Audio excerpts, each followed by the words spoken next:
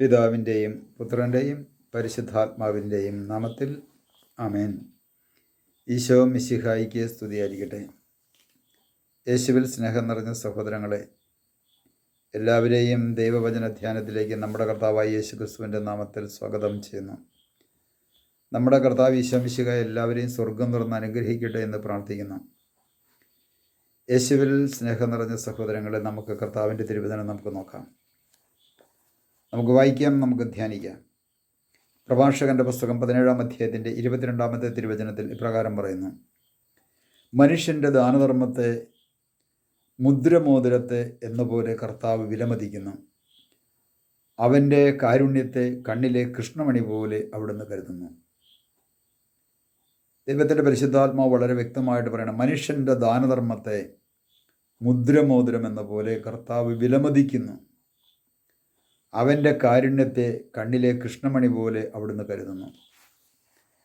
പ്രിയ സഹോദരങ്ങളെ, നമ്മളുടെ ഇടയിൽ ദാരിദ്ര്യം അനുഭവിക്കുന്ന, പട്ടിണിപ്പാപങ്ങളായിട്ടുള്ള, ബുദ്ധിമുട്ട് അനുഭവിക്കുന്ന, ക്ലേശം അനുഭവിക്കുന്ന അനേകം വ്യക്തികളുണ്ട്.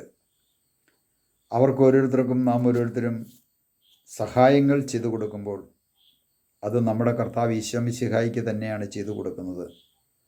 മാത്രമല്ല, അവിടുന്ന് പറയുകയാണ്, മനുഷ്യൻ്റെ ദാനധർമ്മത്തെ മുദ്രമോതിരം എന്ന പോലെ കർത്താവ് വിലമതിക്കുന്നു. മുദ്രമോതിരം, ഒരു മുദ്രമോതിരത്തിന്, ഒരു അംഗീകാര മുദ്രയാകുന്ന മുദ്രമോതിരത്തിന് അതിൻ്റെ വില പറയാൻ പറ്റത്തില്ല. അപ്പോൾ നമ്മൾ ഒരു പാവപ്പെട്ട വ്യക്തിക്ക് നമ്മൾ സഹായം ചെയ്യുമ്പോൾ,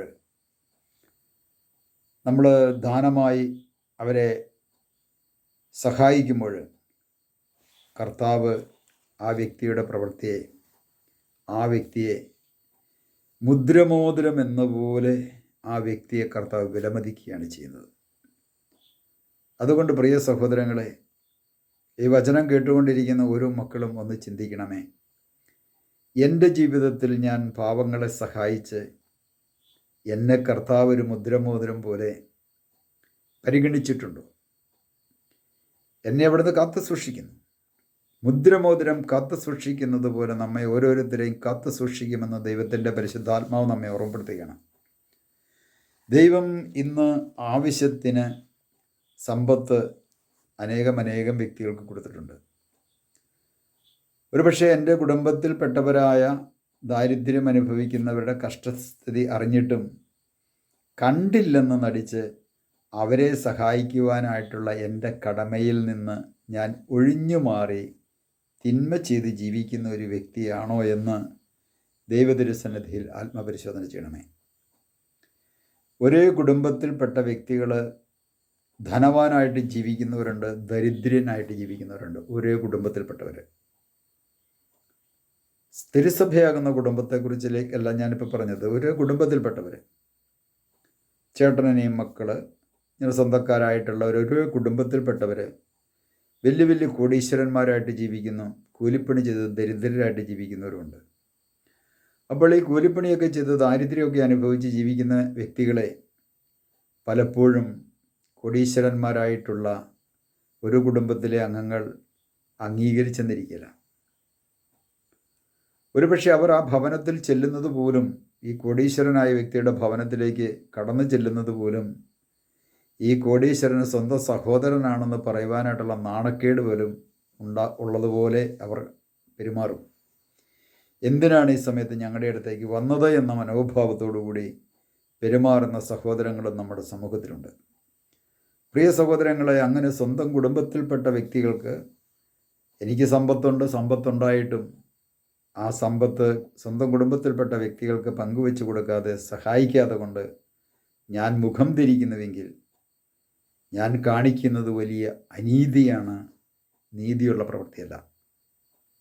ഇതുപോലെ തന്നെയാണ് പല കുടുംബങ്ങൾ ചേർന്ന വലിയ ഇടവകയാകുന്ന കുടുംബം, തിരുസഭയാകുന്ന കുടുംബം. ആ തിരുസഭയാകുന്ന കുടുംബം കർത്താവിൻ്റെ കണ്ണുകൊണ്ട് നോക്കുമ്പോൾ ഇവരെല്ലാവരും ഒറ്റ കുടുംബത്തിലെയാണ്. സമൂഹത്തിലെ ഇടവക നോക്കിക്കഴിയുമ്പോൾ, ഇടവകയിലുള്ളവർ നോക്കിക്കഴിയുമ്പോൾ ചിലപ്പോൾ 300, 500 ഒക്കെ ഇടവക കുടുംബങ്ങൾ ചേർന്നാണ് ഒരു ഇടവകയെങ്കിൽ ആ 300 കുടുംബത്തെയും കർത്താവ് നോക്കുമ്പോൾ അത് ഒറ്റ കുടുംബമാണ്. കർത്താവിൻ്റെ കണ്ണുകൊണ്ടുകൾ നോക്കുമ്പോൾ ഒരു കുടുംബത്തിലെ അംഗങ്ങളാണ്. അപ്പോൾ ഒരു തിരുസഭയിലെ അംഗങ്ങളായി മാറ്റപ്പെട്ട ആ കുടുംബത്തിലെ അംഗങ്ങളായിട്ടുള്ളവർ പട്ടിണി കിടക്കുന്നവരുണ്ട്, വിഷമം അനുഭവിക്കുന്നവരുണ്ട്, മക്കൾക്ക് യൂണിഫോം മേടിക്കാൻ വിഷമിക്കുന്നവരുണ്ട്, അല്ലെങ്കിൽ കുട മേടിച്ചു കൊടുക്കാൻ വിഷമിക്കുന്നവരുണ്ട്, ഒരു വീട് വയ്ക്കാൻ വേണ്ടി വിഷമിക്കുന്നവരുണ്ട്, സാമ്പത്തികമായിട്ട് ജോലിയില്ലാതെ കൊണ്ട് വിഷമിക്കുന്നവരുണ്ട്. ഇങ്ങനെ പല മേഖലകളിലും വിഷമിക്കുന്ന വ്യക്തികളുണ്ട്. അങ്ങനെ വിഷമിക്കുന്ന വ്യക്തികളെ കാണാതെ കൊണ്ട്, അവർക്ക് ചെയ്യേണ്ട നന്മകൾ ചെയ്തു കൊടുക്കാതെ കൊണ്ട്, ഏതെല്ലാം തരത്തിലുള്ള കരിമരുന്ന് കലാപ്രകടനമോ തിരുനാളാഘോഷങ്ങളോ എന്തെല്ലാം പരിപാടി നടത്തിയാലും അതൊന്നും, ആഘോഷമായിട്ടുള്ള പരിപാടികൾ നടത്തിക്കഴിഞ്ഞാലും അതൊന്നും ദൈവ തിരുസന്നിധിയിൽ എത്തുകയില്ല എന്നതിന് യാതൊരു സംശയവുമില്ല. കാരണം നിങ്ങളിൽ ചെറിയൊരാൾക്ക് ചെയ്തു കൊടുക്കുമ്പോഴാണ് കർത്താവിന് ചെയ്തു കൊടുക്കുന്നത്. സമൂഹത്തിൽ പേരെടുക്കാൻ വേണ്ടിയിട്ടുള്ള പരിപാടികളൊക്കെ പലതും ചെയ്യും. പക്ഷേ പ്രിയ സഹോദരങ്ങളെ, ഇന്ന് പേരെടുക്കാൻ വേണ്ടിയിട്ട് സംഭാവന കൊടുക്കുന്നവരുണ്ട്.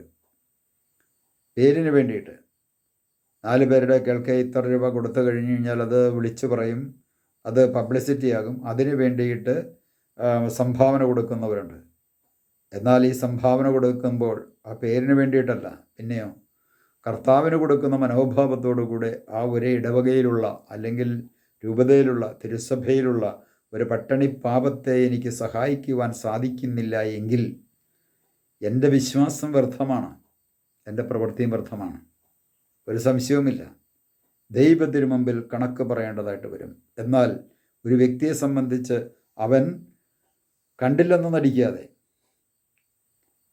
കൊടുക്കേണ്ടവർക്ക്, സഹായിക്കേണ്ടവർക്ക് സഹായം കൊടുത്ത് അവരെ ചേർത്ത് നിർത്തുമ്പോൾ കർത്താവ് പറയും, മനുഷ്യൻ്റെ ദാനധർമ്മത്തെ മുദ്രമോതിരമെന്ന പോലെ അവിടുന്ന് വിലമതിക്കും.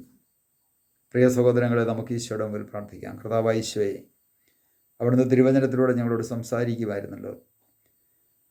ആവശ്യത്തിന് ധനമുണ്ടായിട്ടും മറ്റുള്ളവരെ, പാവപ്പെട്ടവരെ സഹായിക്കാതെ ഞാൻ മുഖം തിരിക്കുമ്പോൾ കർത്താവെ, ഞങ്ങൾ ഓരോരുത്തരും അങ്ങിൽ നിന്നും വിലയില്ലാത്തവരായി മാറ്റപ്പെടുന്നുവെന്നും ഞങ്ങളുടെ സമ്പത്തിൻ്റെ മേഖല ഞങ്ങൾ മറ്റുള്ളവർക്ക് പങ്കുവെച്ചു കൊടുക്കുമ്പോൾ അവിടുന്ന് മുദ്രമോതിരം എന്ന പോലെ അതിനെ പരിഗണിക്കുമെന്നും അരുളി ചെയ്ത കർത്താവെ, ഞങ്ങളുടെ ഓരോരുത്തരുടെയും കുറവുകളെ പരിഗണിച്ചുകൊണ്ട് മറ്റുള്ളവർക്ക്, പാവപ്പെട്ടവർക്ക് നന്മ ചെയ്യുവാനുള്ള കൃപയും അനുഗ്രഹവും ഞങ്ങൾക്ക് ഓരോരുത്തർക്കും നൽകി അനുഗ്രഹിക്കണമേ. പിതാവിൻ്റെയും പുത്രൻ്റെയും പരിശുദ്ധാത്മാവിൻ്റെയും നാമത്തിൽ ആമേൻ.